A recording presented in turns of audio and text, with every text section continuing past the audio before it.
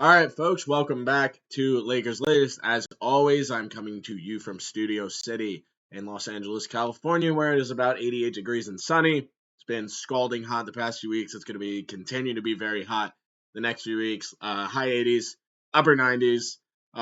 Everyone stay safe, stay cool. Going pools if you got them. Going lakes, creeks, whatever you got to do, stay cool. But yeah, hope everyone had a good weekend. Even though it is hot, it's a great time in LA for so many different things. Like I said, the beach. You can go hiking. You can do museums. You can go to botanical gardens. There's just so much to do in LA during the summer. Just make the most of it. Everyone who doesn't live in LA, enjoy yourself. Let's hop right into it though. So first piece of business here, we got the Lakers apparently had a chance to deal Jared Vanderbilt and or Gabe Vincent this offseason, according to NBA insider Sean Devaney. But rather than doing that, they chose to keep both of them. So I find this a very, very interesting piece of information. The main reason is that, especially when it comes to Gabe Vincent, I don't really see why anyone would be interested. I mean, yes, obviously his, I believe, an expiring contract. I can't specifically remember. If he's not, then it makes sense. No one wants him. But yeah, Gabe Vincent is kind of that prototypical like Heat demon using the Heat voodoo magic when he's in Miami, gets that big contract elsewhere, and then he just stinks. I mean, Gabe Vincent's pretty much stunk since he's come to Lakers. He's had some good games, but for the most part, especially for the amount that they're paying him, he's been a very big disappointment. I don't really see why there would be any interest in him to begin with. So it's interesting that they had a chance to get rid of him, but chose not to.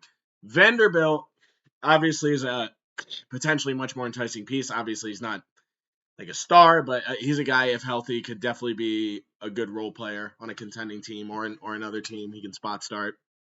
So it's not surprising to see him get some interest, but I think with Vanderbilt, he's a guy that could also be very useful to the team. He's a guy that the way he plays, the skills that he brings to the court, not too many guys on the Lakers have that. The energy, the rebounding, the defense. Well, I'll touch on his offense a little bit later, but he's a guy I could see getting some interest. Now, I think the reason that they probably said no was they want to have both those contracts on the books along with the Kleber contract, which altogether comes around somewhere around $33 million. I would presume that they want to keep those on so that way they can potentially match salaries in a future trade for a star, whether that be Wiggins, Drew Holiday, multiple of the numerous names that we discussed ad nauseum. Because I've also discussed it's very difficult at this point in the season to find any team with cap room. So if you were going to get rid of someone like that, you need to either facilitate it to a third team, or you would need to find a player where those salaries match. And I think, given that there really shouldn't be too much interest in Gabe Vincent league wide, I think the main reason they probably want to keep that is to keep open the possibility of trading for a better player with a higher salary so that we can match the salaries. Now, obviously, I think they would need to also add in like a first round pick, a second round pick. One of those two things that would also have to be added in addition to that. But I think from the league interest perspective, we don't know what these deals were. You know what I mean? We don't know if it was someone's willing to take on their contract. If you're willing to throw in 2 second round picks, none of these guys are or contracts are worthy of getting rid of a first round pick. So I guess it really depends on the interest, but it was still an interesting tidbit to see, and I think it kind of gives us insight into they're probably waiting out on a bigger deal to match the salaries if they were going to trade those two guys. I would rather trade Vincent and Kleber rather than Vando, but you never know what happens. Like at the end of the day, Rob said it last time. He said, we're not done. We're going to keep looking every day to find ways to improve the team. So just an interesting tidbit. We'll see what happens. All right. So next order of business, we got DeAndre Eaton. Goes to the Dodger game with his teammates. Now look, this isn't that big of a deal. It's not something where it's like, oh, they're on the court together, oh, he did something bad. But, again, this is DeAndre Eaton.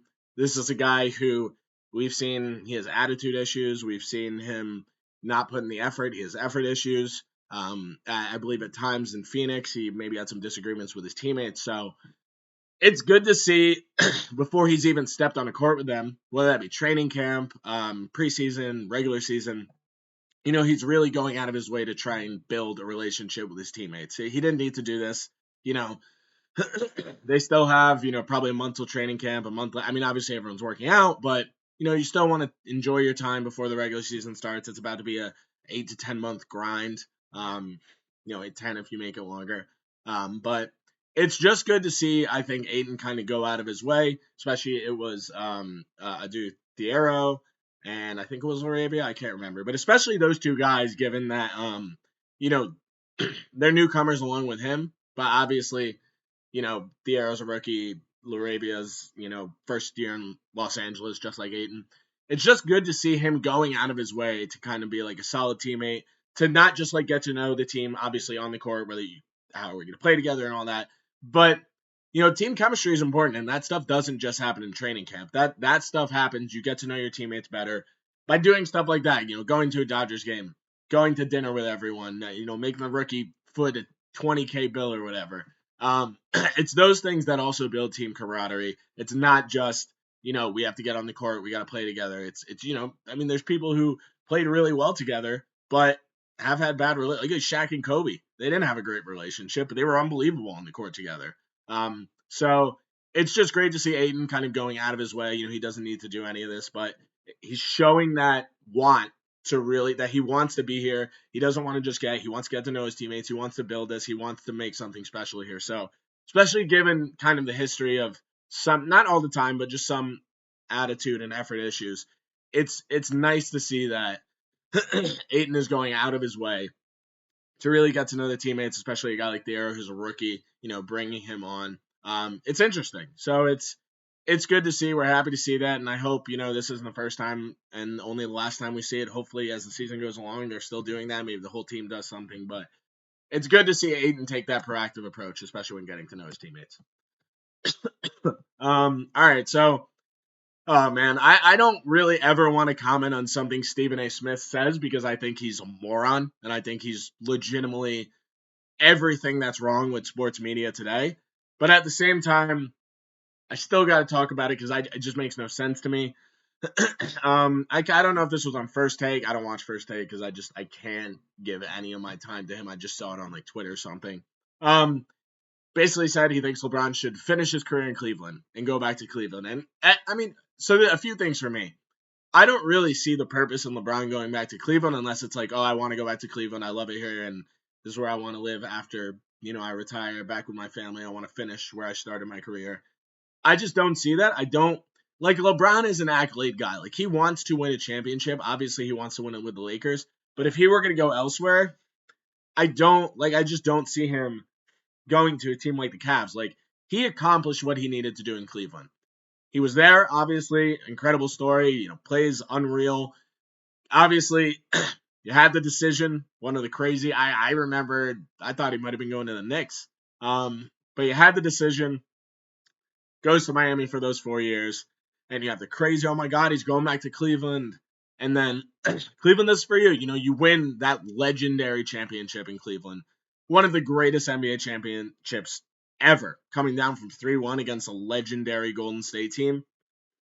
I don't think he's ever going to replicate that in Cleveland. Like, I don't, unless he legitimately wants to live there and finish out his career in Cleveland. LeBron is an accolades guy. Like, he's already accomplished everything he needs to in Cleveland. Like, there's nothing left for him to accomplish in Cleveland. The only reason he would go back there is if he literally wants to live there. Which I don't know why anyone would want to live in Ohio. I don't know. It's just me. But if you look at realistic spots outside the Lakers, maybe the Mavericks, the Knicks, and again, I'm talking about next year when he's a free agent, because obviously at this point he's not getting traded.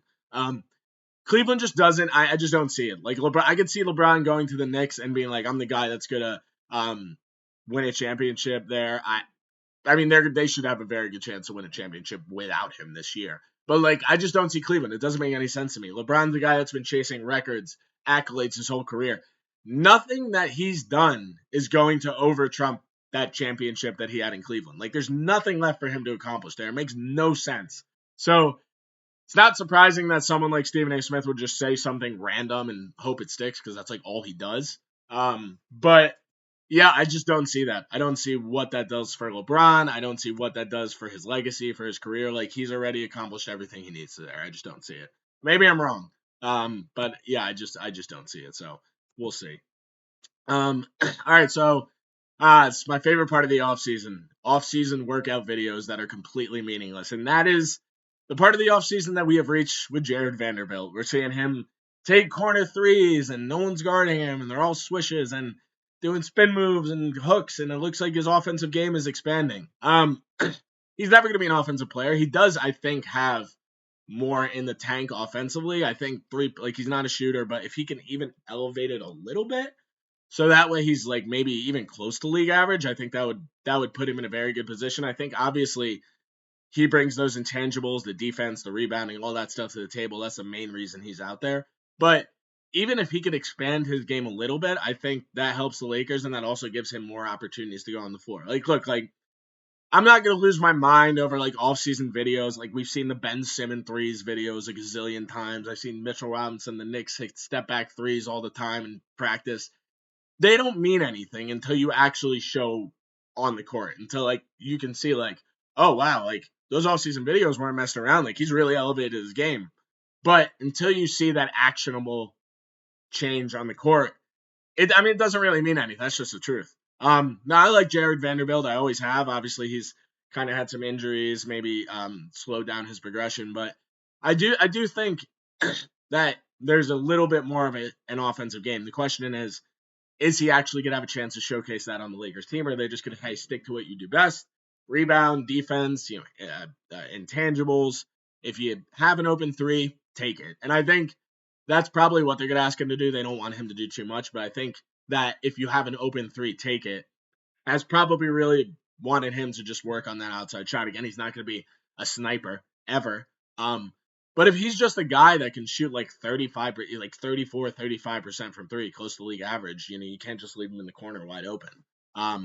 So we'll see. We'll see if all like those offseason videos actually come to fruition and we actually see that noticeable improvement offensively from Vanderbilt. It would be nice. Again, I don't know if he'll have that chance to showcase it, but obviously you want your guys to keep improving both offensively and defensively. So it's good to see him putting in the work on the offensive side of the ball to improve. We'll see if it actually materializes in the regular season. But yeah, that's it for me today, guys. Until next time, I'll catch you guys later. Everyone stay cool.